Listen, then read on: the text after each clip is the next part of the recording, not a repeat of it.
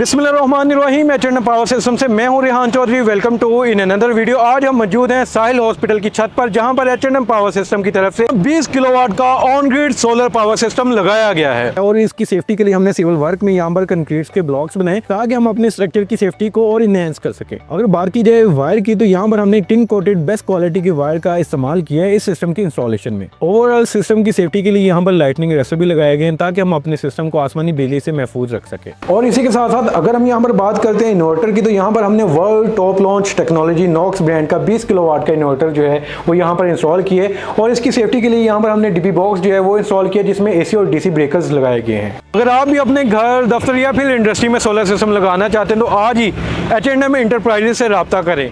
One of the largest solar company in Pakistan, H&M Enterprises।